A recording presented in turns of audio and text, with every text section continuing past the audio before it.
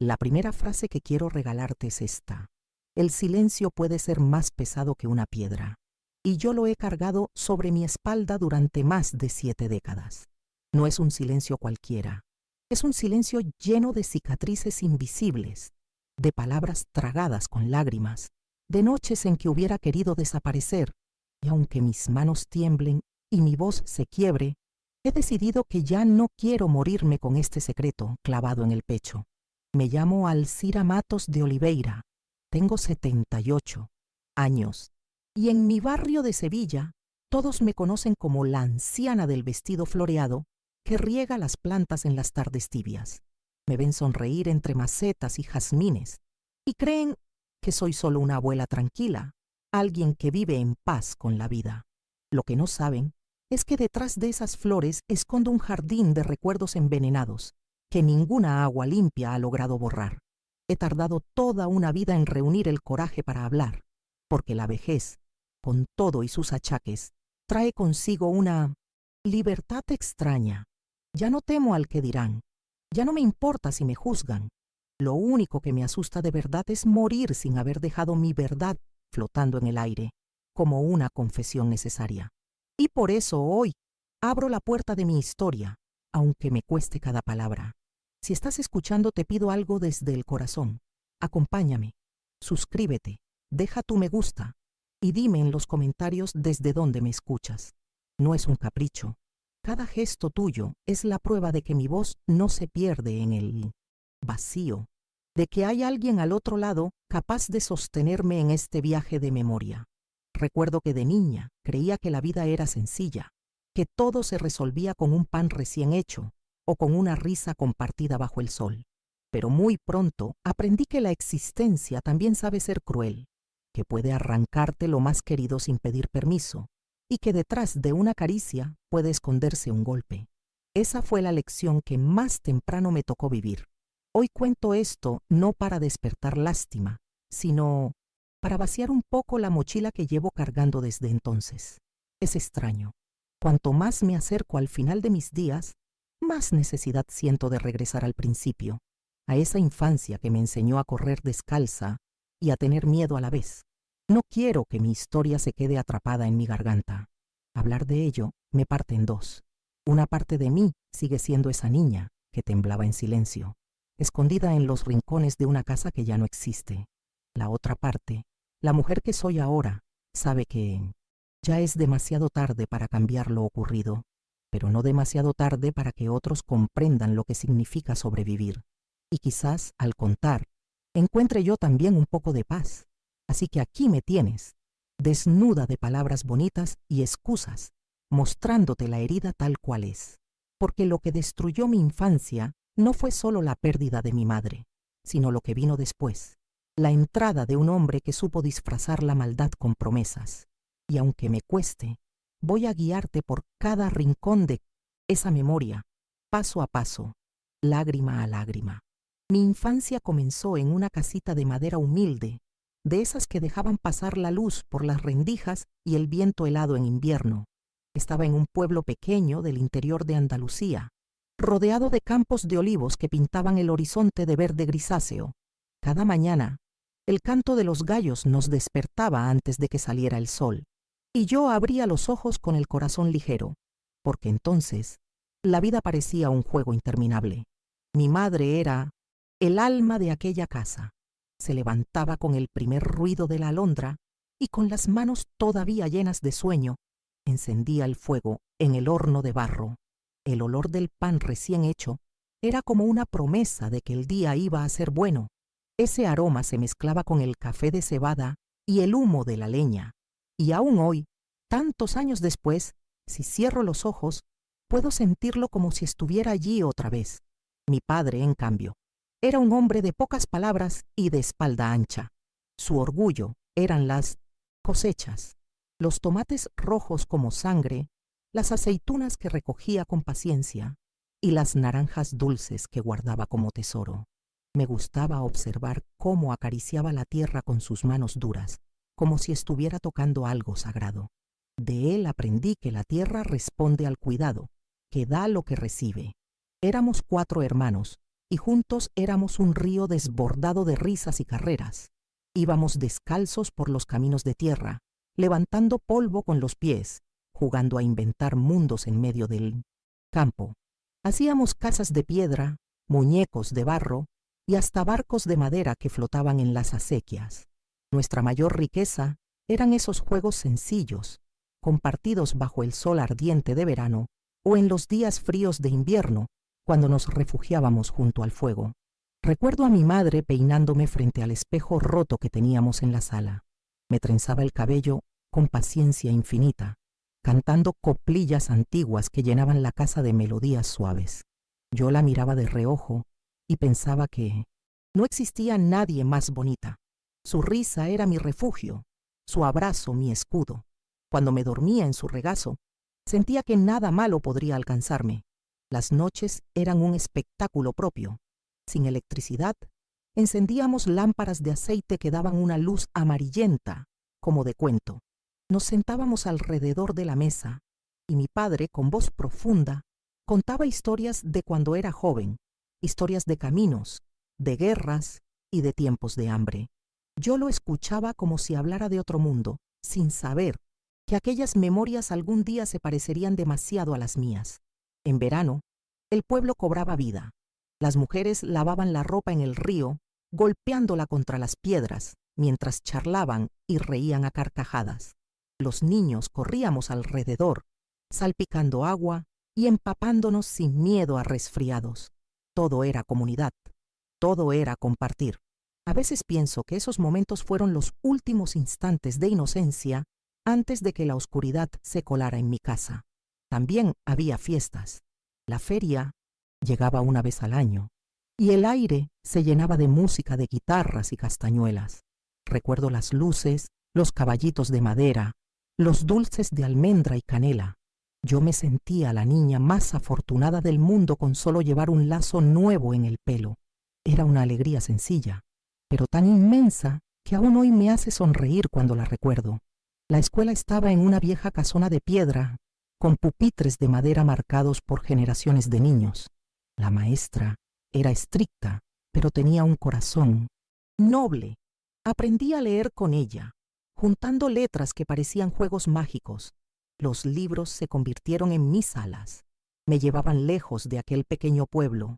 Me mostraban mundos que yo solo podía imaginar. Cada día era una rutina tejida de pequeños milagros. Mi padre regresaba con la piel quemada por el sol. Mi madre nos reunía para comer un guiso caliente y después de la siesta salíamos al campo otra vez. Había cansancio, claro, pero nunca faltaba una sonrisa, un gesto cariñoso, un silencio compartido que sabía a paz. La vida era dura, pero en ese tiempo no lo veíamos así.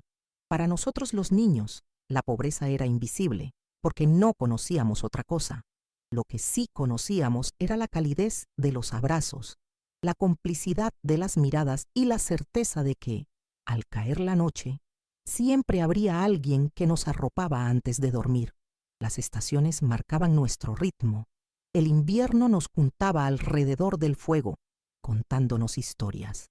La primavera llenaba los campos de flores, y yo corría con mis hermanos entre amapolas y margaritas. El verano era sudor y río, y el otoño, olor a aceituna recién recogida. Cada ciclo tenía su belleza, y nosotros la vivíamos como si fuera eterno. Había un limonero en el patio de nuestra casa. Ese árbol era mi confidente, mi escondite. Me subía a sus ramas para leer en silencio o para llorar cuando discutía con mis hermanos. A veces, abrazaba su tronco como si pudiera entenderme. Aquel limonero se convirtió en mi símbolo de resistencia, el único que permanecería incluso cuando todo lo demás se derrumbara. Si cierro los ojos, puedo escuchar todavía el sonido de las campanas de la iglesia marcando las horas. Ese tañido ordenaba la vida del pueblo, la misa, el mercado, las fiestas. Para mí, eran como un latido constante que acompañaba mi niñez. Cada campanada era una promesa de continuidad, de que el mundo seguiría girando. Mi madre, con sus manos siempre ocupadas, encontraba tiempo para enseñarme cosas pequeñas pero valiosas. Me enseñó a coser, a cocinar, a cuidar las plantas. Decía que una mujer debía saber cuidar de lo suyo, pero también saber defenderse. En ese entonces, no entendí el peso de esas palabras. Años después, comprendí que ella estaba sembrando en mí la semilla de la resistencia. El vínculo con mis hermanos era nuestra mayor fortaleza. Aunque peleábamos por tonterías, siempre terminábamos abrazados, compartiendo el último trozo de pan o la mejor naranja. Éramos compañeros inseparables, unidos contra cualquier adversidad. Esa unión fue lo que me sostuvo en los peores años, lo que me dio razones para seguir respirando. A veces pienso que la felicidad de esa etapa estaba en los detalles: un trozo de queso compartido, una canción al atardecer, la mano de mi madre acariciando mi pelo mientras me dormía. Era una vida sencilla, pero llena de belleza. Yo creía que nada podía romper esa armonía. Lo cierto es que lo más hermoso de esa infancia fue la ilusión. Vivíamos con la certeza de que el mañana sería igual de bueno que el hoy. Y esa certeza, esa ingenuidad, fue lo que hizo que la ruptura que llegó después nos golpeara con tanta violencia, porque nunca imaginamos que la vida pudiera cambiar de un día para otro. La primera grieta en mi mundo llegó como un susurro que nadie quiso escuchar. La tos de mi madre, seca, insistente, que poco a poco se fue convirtiendo en un lamento nocturno. Al principio, pensamos que era solo cansancio, que un jarabe o una infusión bastarían para devolverle la fuerza. Pero el tiempo, cruel y despiadado, nos mostró que lo suyo no tenía remedio. La casa entera empezó a girar alrededor de su lecho, y yo, con apenas unos años, aprendí que la fragilidad puede habitar en el cuerpo más fuerte. Recuerdo las noches en vela, mi padre sentado junto a ella, con el rostro endurecido por el dolor, mientras mis hermanos y yo nos apretábamos unos contra otros en un rincón. La respiración de mi madre se volvía cada vez más corta, y sus manos, que antes amasaban pan y acariciaban mis trenzas, apenas podían sostener las nuestras. Yo quería creer que se levantaría al día siguiente, pero en el fondo sabía que la vida estaba apagándole la luz. Cuando finalmente se fue, la casa quedó muda. Fue como si de golpe nos hubieran arrancado el corazón. El horno de barro ya no se encendió al amanecer. Las canciones desaparecieron y hasta el limonero del patio parecía más mustio. Mi padre, que siempre había sido roca, se quebró en silencio. Su mirada ya no buscaba la tierra, sino el vacío. Para nosotros los niños, la orfandad fue un golpe seco, incomprensible, que nos dejó flotando sin rumbo. Los días posteriores fueron un desfile de vecinos trayendo comida, de rezos interminables en la iglesia y de frases de consuelo que no calmaban nada. Todos decían que el tiempo curaría, pero yo solo sentía que el tiempo arrancaba cada recuerdo con más violencia. Tenía miedo de olvidar la voz de mi madre, su risa, incluso el calor de su abrazo. Cada día me repetía que debía guardarlos dentro de mí, como un tesoro que nadie me podría arrebatar. Fue en ese vacío donde apareció él, un hombre del que apenas teníamos memoria, un tío lejano, hermano de mi padre, que regresó al pueblo diciendo que venía a ayudar. Llegó con palabras suaves, con gestos de aparente generosidad, con promesas de sostenernos en la desgracia. Todos lo miraban con respeto, y mi padre, vencido por la soledad, aceptó su presencia sin resistencia. Al principio parecía un alivio. Tomaba el control de las cosechas, organizaba los gastos, incluso se mostraba atento con nosotros, los niños. Decían que era un hombre sabio, experimentado, capaz de enderezar la vida que se nos había roto. Yo, ingenua, quise creer en esa ilusión, pero pronto empecé a notar un aire distinto en la casa, como si la sombra hubiera echado raíces entre nosotros. La voz de mi padre se volvió cada vez más pequeña. Él, que antes llenaba los silencios con historias, ahora apenas hablaba. El tío ocupaba la mesa, decidía sobre el dinero, daba órdenes como si la casa le perteneciera. Lo que antes era nuestro hogar comenzó a sentirse como un lugar prestado.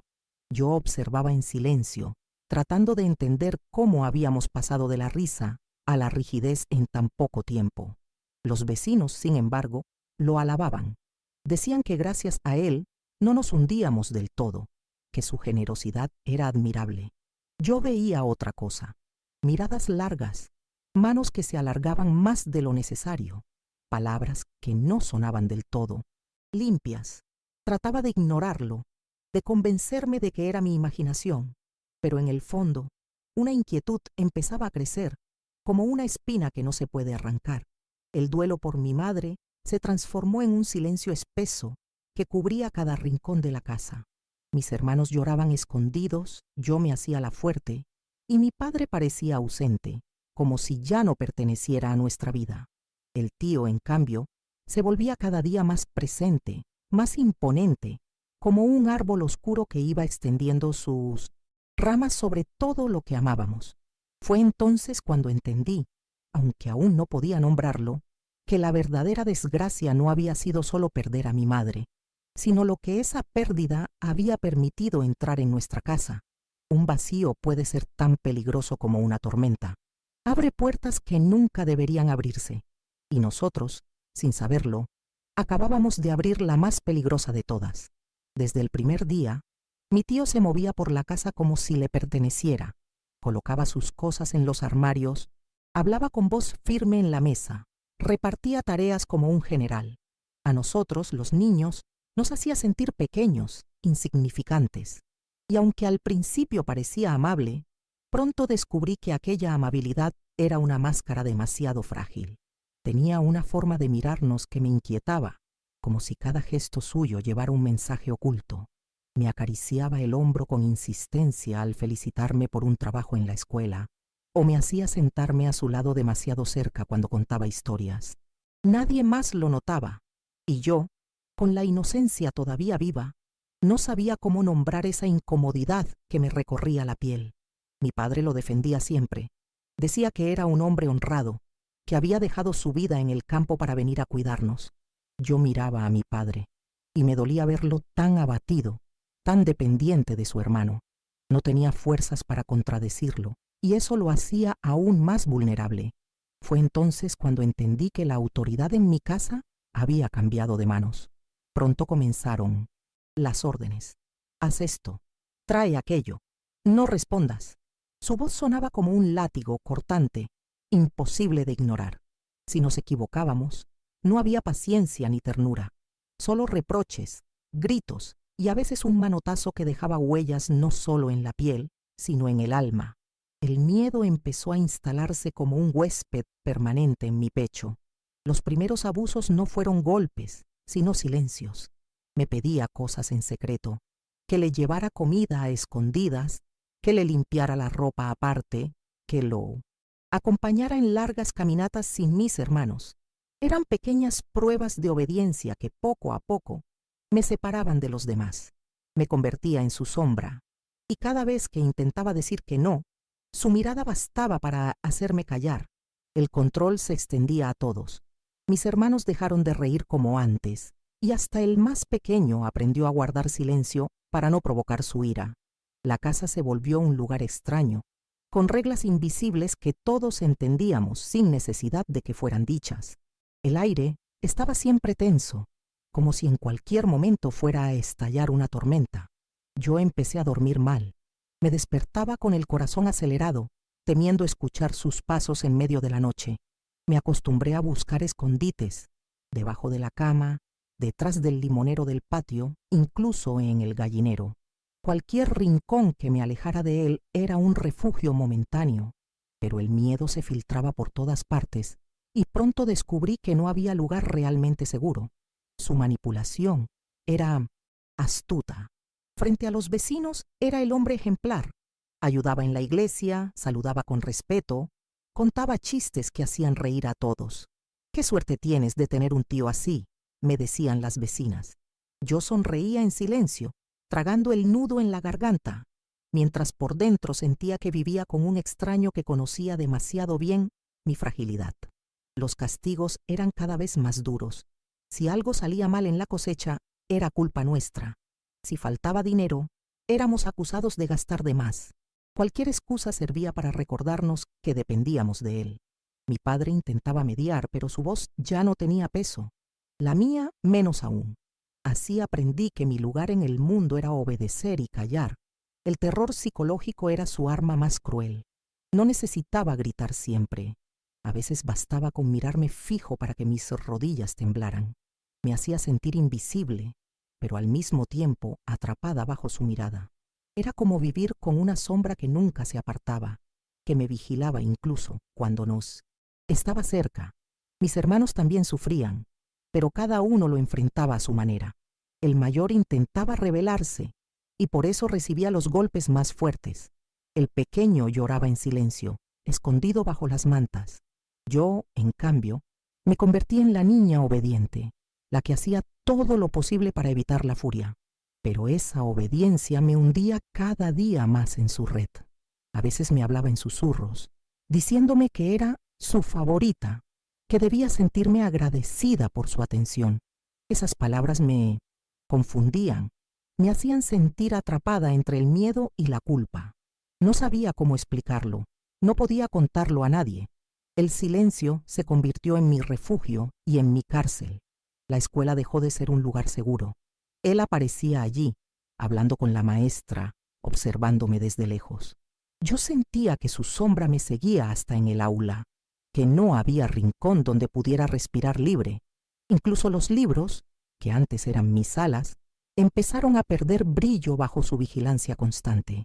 Mis sueños, transformaron en pesadillas.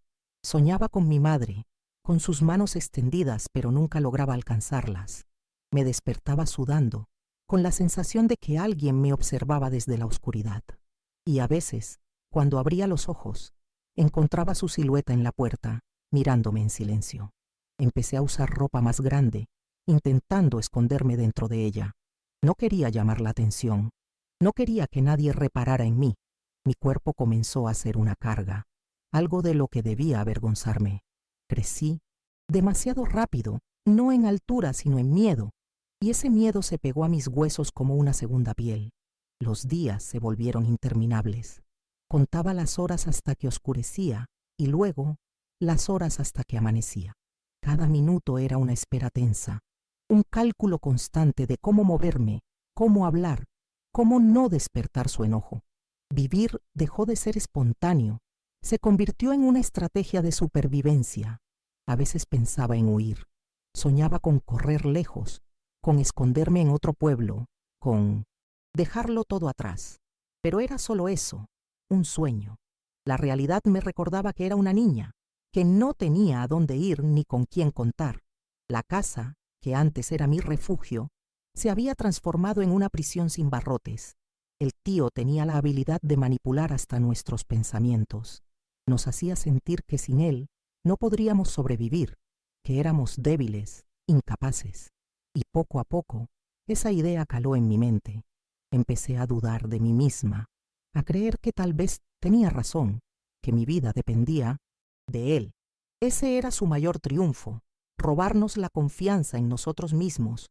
Mis hermanos y yo ya no éramos los niños que jugaban en el campo. La risa desapareció, reemplazada por miradas silenciosas, cómplices en el dolor. Éramos soldados en un campo de batalla invisible, cada uno luchando como podía, intentando no caer. La casa misma parecía rechinante bajo su presencia. El horno ya no se usaba. Las paredes estaban frías.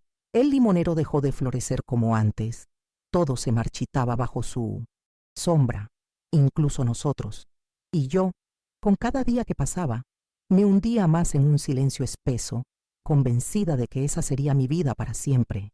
La máscara de hombre respetable seguía intacta frente a los demás. Nadie sospechaba, nadie veía lo que ocurría tras las paredes de nuestra casa. Esa fue la crueldad más grande. Vivir atrapada entre dos mundos, el que todos alababan y el que solo nosotros conocíamos.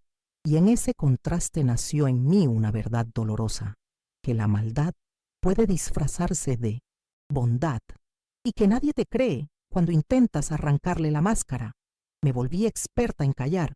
El silencio se convirtió en mi armadura, en la única defensa que tenía frente a un enemigo que parecía invencible. Cada palabra que no decía era un escudo. Cada lágrima escondida era un secreto que me protegía. Aprendí a caminar ligera, a no hacer ruido, a desaparecer dentro de mi propia casa. Las mañanas eran las más difíciles. Despertar y escuchar sus pasos en la cocina era suficiente para que mi estómago se encogiera. Me levantaba despacio, intentando no atraer su mirada, obedeciendo cada orden sin rechistar. Mi vida dejó de ser mía. Estaba al servicio de su voluntad. Mis hermanos me observaban en silencio. Ellos también habían aprendido a adaptarse, cada uno a su manera. El mayor se refugiaba en el trabajo del campo. El pequeño se escondía en juegos solitarios y yo me convertí en la niña dócil, la que nunca respondía. Era un papel que me costaba lágrimas escondidas, pero que me mantenía a salvo de los peores castigos. La escuela dejó de ser un refugio. Mi maestra, que siempre me había alentado, empezó a preguntarme por qué estaba tan distraída, por qué mis notas bajaban. Yo inventaba excusas. Decía que estaba cansada, que extrañaba a mi madre. Era más fácil mentir que arriesgarme a contar la verdad. El cuerpo comenzó a delatar lo que mi boca callaba. Tenía ojeras profundas, los hombros caídos y mis manos siempre temblaban. A veces, cuando me miraba en el espejo roto de la sala, no reconocía a la niña que veía allí. Me parecía una desconocida, alguien sin voz, sin luz. Las noches eran un tormento. El insomnio se convirtió en mi compañero constante. Me acostaba con la ropa puesta, como si así pudiera protegerme. Me dormía rezando en silencio, suplicando que aquella noche pasara rápido, que no escuchara sus pasos acercarse a mi puerta. Descubrí rincones donde esconderme. El limonero del patio se volvió mi cómplice, su sombra mi refugio. A veces me acurrucaba, bajo sus ramas, abrazando mis rodillas, tratando de hacerme invisible. Otras veces me escondía en el gallinero, respirando entre plumas y polvo, agradeciendo cualquier lugar donde él no me encontrara. El miedo se reflejaba en mi ropa. Empecé a usar vestidos largos, mangas que cubrían los brazos, faldas que ocultaban mis piernas. Quería borrar cualquier rastro de mí misma, desaparecer bajo telas holgadas. El espejo dejó de ser mi aliado y se convirtió en un enemigo. Me recordaba un cuerpo que ya no quería habitar. A veces, en medio de tanto dolor, encontraba pequeños destellos de ternura en mis hermanos, una mirada cómplice, una mano que me apretaba en silencio, un trozo de pan compartido cuando yo no tenía hambre. Esos gestos me recordaban que no estaba sola del todo, que aún existía un lazo que ni él podía romper. El tío había conseguido dominar cada rincón de la casa, controlaba el dinero, las cosechas, incluso nuestras palabras. Si alguien se atrevía a hablar en contra suya, el castigo era inmediato. El miedo era tan grande que hasta el aire parecía pesado. Respirar en esa casa se había convertido en una tarea difícil. Mi padre se había apagado por completo. Caminaba como un fantasma, obedeciendo igual que nosotros. Verlo derrotado me dolía más que los golpes, porque me recordaba que no había nadie que pudiera protegernos. La figura que antes era mi sostén se había derrumbado y yo tuve que aprender a sostenerme sola. El silencio no era solo mío, era de toda la familia. Cada uno guardaba lo suyo, cada uno se tragaba el dolor. Nunca hablábamos de lo que ocurría, como si al callarlo pudiéramos hacerlo desaparecer, pero el silencio, lejos de protegernos, nos hundía más. Con el tiempo, aprendí a leer sus movimientos. Sabía cuándo estaba de buen humor y cuándo era mejor no cruzarme en su camino. Aprendí a interpretar el sonido de sus pasos, el tono de su voz, la forma en que dejaba los objetos sobre la mesa. Mi vida dependía de esa vigilancia constante. Me convertí en una estratega silenciosa. Sabía qué responder, cuándo bajar la cabeza, cuándo fingir una sonrisa. Era como si hubiera creado un personaje que no era yo. Una niña sumisa y obediente que existía solo para sobrevivir. El dolor físico se mezclaba con el emocional. Había noches en que el cuerpo me dolía entero, marcas que ocultaba bajo la ropa, cicatrices invisibles que ardían más que cualquier herida. Aprendí a caminar encorvada, a no quejarme, a no llorar delante de nadie. A veces intentaba recordar a mi madre para sentirme fuerte. Cerraba los ojos e imaginaba su voz, sus canciones, su risa. pero cuanto más lo intentaba, más se desvanecía su recuerdo. El miedo estaba borrando hasta la memoria más hermosa que tenía. La culpa también empezó a visitarme. Me preguntaba por qué no podía defenderme, por qué no encontraba el valor para gritar. Me culpaba de lo que ocurría, como si fuera mi responsabilidad. Esa culpa era otra cadena que me ataba al silencio. Los domingos, en la iglesia, eran una ironía dolorosa. Lo veía allí, de pie, rezando con fervor, saludando al sacerdote como un hombre intachable.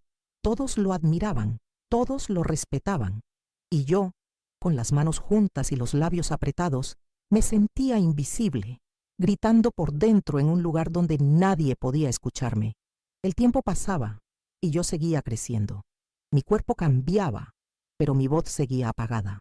Era como si cada año añadiera más peso a mi silencio, como si mi vida estuviera destinada a ser siempre sombra. Empecé a perder el hambre. Los alimentos que antes me parecían un regalo, ahora me resultaban insípidos. Mi cuerpo se debilitaba, pero nadie parecía notarlo. Todos estábamos demasiado ocupados en sobrevivir a nuestro propio modo. Había noches en que deseaba desaparecer. Miraba el cielo desde la ventana y me preguntaba cómo sería volar lejos, como los pájaros que cruzaban el horizonte.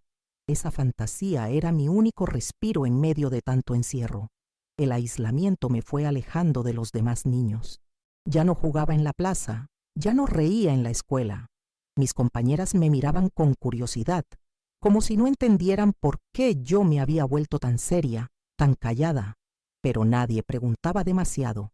El dolor ajeno suele asustar. Cada día era una repetición del anterior. Miedo, silencio, obediencia. Y aún así, dentro de mí, algo seguía resistiendo. Una chispa diminuta que no se apagaba, aunque todo lo demás estuviera cubierto de oscuridad. El tío creía que me había quebrado del todo, que ya no quedaba nada en mí capaz de luchar. Y quizá tenía razón en parte. Yo era frágil, estaba herida, callaba más de lo que hablaba, pero en lo profundo guardaba un secreto que ni él podía tocar, la esperanza de que algún día aquello acabaría. Ese secreto fue lo que me mantuvo viva. No sabía cómo ni cuándo, pero en silencio me prometí que no sería su prisionera para siempre. Y aunque en ese momento era apenas una promesa susurrada, fue suficiente para darme fuerza en los días más oscuros. El silencio me había salvado hasta entonces, pero poco a poco comencé a darme cuenta de que también podía matarme por dentro. Una tarde, mientras recogía agua en la fuente del pueblo, escuché a unas mujeres hablar de valentía, de cómo incluso los más débiles podían encontrar fuerza en lo inesperado. No dijeron nada que tuviera que ver conmigo, pero sus palabras se me clavaron como semillas. Mi primera resistencia fue diminuta, un no, murmurando cuando él me ordenó limpiar algo de inmediato. Me miró fijo, con esos ojos que siempre me hacían temblar, pero luego rió con desdén y me dejó pasar. Esa noche entendí que el mundo no se derrumbaba si me atrevía a desafiarlo, aunque fuera de forma casi imperceptible. Empecé a observarlo más de cerca. Descubrí que tenía rutinas, momentos de descuido, debilidades. Cuando bebía demasiado vino, su voz se volvía más lenta. Cuando estaba satisfecho con la cosecha, se relajaba y olvidaba vigilarnos tanto. Me convertí en una espía silenciosa de su comportamiento, anotando mentalmente cada detalle que pudiera servirme. La escuela volvió a ser, aunque tímidamente, un refugio. Mi maestra empezó a mirarme con ojos distintos. No preguntaba directamente, pero dejaba libros extra en mi pupitre. Me daba encargos que me hacían sentir importante. Creo que intuía que algo no estaba bien. Ese gesto me recordó que existía un mundo más allá de mi casa, un mundo donde yo podía ser algo más que una víctima. Una vecina también comenzó a notar cosas. Doña Carmen, una mujer mayor que pasaba las tardes en su ventana, me llamaba a veces para darme un trozo de pan con miel o una fruta. «Estás demasiado flaquita», me decía. Sus palabras parecían simples, pero en sus ojos había una pregunta muda, un reconocimiento que me hacía sentir menos sola. Empecé a inventar pequeñas excusas para salir de casa, que debía llevar algo al mercado, que quería visitar a una amiga. Él rara vez me dejaba, pero cuando lo hacía, Yo respiraba como si me hubieran liberado de una jaula. En esos breves momentos fuera, me recordaba que existía otro aire, otra forma de vivir. Mis hermanos y yo desarrollamos un lenguaje secreto. Con solo mirarnos, sabíamos si debíamos tener cuidado, si había peligro cerca, una presión en la mano, un movimiento de cabeza, y entendíamos lo que no podíamos decir en voz alta. Ese código silencioso fue nuestra primera rebelión conjunta. Algunas noches, cuando estaba segura de que dormía, me atrevía a escribir en trozos de papel lo que sentía. No eran cartas para nadie, solo desahogos que luego quemaba en el fuego. Pero al ver cómo las palabras se consumían, sentía que liberaba un poco del peso que cargaba en el pecho. Mi cuerpo, que antes era solo un recordatorio del miedo, empezó a ser también un lugar de resistencia. Aprendí a endurecerme, a controlar mis gestos para que no supiera qué sentía. Él buscaba debilidad, buscaba el temblor en mis manos, las lágrimas en mis ojos. Yo comencé a negárselas. Hubo un día en que me levanté con una decisión distinta. Ese día no iba a llorar, pasara lo que pasara. Y aunque me gritó, aunque intentó quebrarme, logré mantener la mirada firme. Fue con una victoria minúscula, pero me hizo sentir un fuego nuevo por dentro. La esperanza comenzó a crecer con esas pequeñas batallas. No eran suficientes para librarme, pero sí para recordarme que aún tenía voluntad. Y esa voluntad, aunque oculta, era un tesoro que él nunca podría arrancarme. La vecina Carmen, sin saberlo, se convirtió en mi inspiración. Siempre me decía que la vida podía ser dura, pero que uno no debía olvidar nunca quién era. Sus palabras, dichas con naturalidad, me daban una fuerza que yo guardaba como amuleto. El agresor seguía siendo el dueño de la casa, pero yo empezaba a construir un espacio secreto donde él no podía entrar. Mi mente, allí, en ese rincón silencioso, guardaba mi resistencia, mi promesa de que no me quebraría del todo. Y cada día, con cada gesto escondido, con cada mirada firme, me acercaba un poco más al momento en que ese silencio no sería solo prisión, sino también arma para liberarme. El día del quiebre llegó sin previo aviso, como suelen llegar las tormentas más fuertes. Era una noche fría, con el viento golpeando las ventanas, y yo estaba en la cocina recogiendo los platos. Mis hermanos dormían y mi padre roncaba en su silla. Él entró con la mirada turbia, un vaso de vino en la mano y esa sonrisa torcida que siempre me helaba la sangre. Me ordenó que me quedara allí, que no me moviera. Su voz era suave, demasiado suave, y eso me dio más miedo que un grito. Sentí cómo mi respiración se aceleraba, cómo las paredes se cerraban a mi alrededor. El silencio de la casa era un cómplice cruel. Cuando intentó acercarse, algo dentro de mí se encendió. No fue coraje, al menos no en el sentido heroico. Fue instinto, pura necesidad de sobrevivir. Retrocedí con rapidez, tomé el cuchillo que estaba sobre la mesa y lo sostuve con ambas manos temblorosas. No, dije por primera vez en voz alta, con una firmeza que ni yo conocía. Él se detuvo sorprendido, como si nunca hubiera imaginado que yo pudiera levantarle la voz. Me miró fijamente, y durante unos segundos el tiempo se congeló. Después, rió con desprecio y dio un paso más. Pero esta vez fui yo quien no retrocedió. El cuchillo brillaba bajo la luz tenue, y mi mirada estaba clavada en la suya. No sé de dónde saqué la fuerza, pero logré gritar. Un grito tan profundo, tan desgarrado, que despertó a mis hermanos y a mi padre. Ellos llegaron corriendo y al vernos en esa escena, el aire se llenó de un silencio más pesado que nunca. Él trató de justificarse, de decir que yo estaba exagerando, que era un malentendido, pero ya no importaba. Mis hermanos me rodearon, mi padre por fin levantó la voz, y yo seguía con el cuchillo en las manos, temblando, pero sin soltarlo. Fue la primera vez que lo vi retroceder, no por miedo a mí, sino porque entendió que ya no estaba sola. Mis hermanos, aunque asustados, se pusieron a mi lado. El equilibrio de poder que había mantenido durante tanto tiempo empezó a tambalearse en esa misma noche. Los días siguientes fueron una batalla silenciosa. Él no se marchó de inmediato, pero algo había cambiado para siempre. Ya no tenía la misma autoridad. Ya no podía manipularnos con la misma facilidad. Yo había abierto una grieta en su dominio, y aunque aún vivíamos bajo su sombra, esa grieta era un comienzo. El precio fue alto. Durante semanas tuve pesadillas, reviviendo su mirada, su risa, el filo del cuchillo en mis manos. Pero en medio del miedo había algo nuevo, una certeza. No estaba condenada a callar siempre. Podía resistir, podía gritar, podía defenderme. Un día, mientras me miraba en el espejo roto de la sala, vi a una niña distinta, todavía frágil, todavía herida, pero con un fuego en los ojos que antes no estaba. Me toqué la cara con las manos y susurré para mí misma: ya no soy tu presa. Ese instante marcó el inicio de mi libertad interior. No significaba que la pesadilla hubiera terminado, pero sí que yo ya no era la misma. La obediencia había sido reemplazada por una semilla de rebeldía que él jamás podría arrancar. Fue el principio de mi ruptura con el silencio, un punto de no retorno.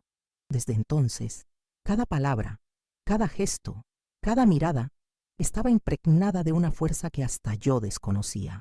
Había comprendido que la verdadera resistencia empieza cuando uno se atreve a decir: hasta aquí. Si esta parte ha tocado algo en tu corazón, te pido que apoyes este relato. Dale me gusta y compártelo, porque cada gesto tuyo puede ayudar a que más personas encuentren valor en medio de su oscuridad. Ese momento de quiebre me enseñó que el miedo puede ser grande, pero que la voluntad, cuando despierta, puede ser aún más fuerte. Y con esa convicción me preparé para lo que vendría, el final de aquella etapa, el comienzo de mi desahogo. El final no llegó de golpe, sino como una marea que va retirándose poco a poco. Tras aquella noche del cuchillo, nada volvió a ser igual. Él siguió en la casa durante un tiempo, pero ya no tenía el mismo dominio. La confianza se había quebrado, y yo ya no era la niña sumisa que obedecía sin levantar la voz. Algo en mí había despertado para siempre. Con el paso de los meses, la tensión fue haciéndose insoportable. Los vecinos empezaron a notar cambios, rumores comenzaron a circular, y al fin, un día, él se marchó con la excusa de que tenía asuntos en otra ciudad. Nunca regresó. Su ausencia no borró el dolor que había dejado, pero nos permitió respirar. Por primera vez en años, la casa volvió a sentir un poco de aire limpio. La vida siguió, con heridas que nunca terminaron de cerrar. Mis hermanos y yo aprendimos a cuidarnos mutuamente, a encontrar fuerzas en los restos de lo que nos había sido arrebatado. Yo crecí con la certeza de que nunca más permitiría que alguien me arrancara la voz. El silencio que antes me encadenaba ahora se había convertido en una promesa de resistencia. A veces, en las noches tranquilas, me sorprendo pensando en mi madre. Imagino qué habría dicho si hubiera estado allí, cómo habría intentado protegernos. Y aunque me duele pensar en lo que no tuvimos, también siento que, de alguna manera, su espíritu estuvo conmigo en el momento en que grité y levanté el cuchillo. Fue ella, en mi recuerdo, quien me dio la valentía de decir no. Hoy, a mis 78 años, al mirar hacia atrás, no siento orgullo por haber sobrevivido, sino un profundo alivio. El alivio de haber roto el silencio, de no haberme dejado morir por dentro. Sigo siendo la anciana del vestido floreado, la que riega plantas en el patio, pero bajo cada flor hay una raíz que conoció la oscuridad y que aún así aprendió a florecer. No reconcilié mi historia con facilidad. Hubo años de culpas, de sombras que volvían en mis sueños, pero también hubo espacio para la ternura, para el perdón hacia mí misma, para entender que la culpa nunca fue mía. Ese aprendizaje me liberó más que cualquier venganza. Por eso hoy decido hablar, no para señalar con el dedo, ni para despertar lástima, sino para que mi voz llegue a alguien que quizás esté en la misma oscuridad en que yo estuve. Quiero que sepas que incluso en el silencio más duro existe una chispa que puede salvarte, y que esa chispa, aunque pequeña, puede convertirse en fuego.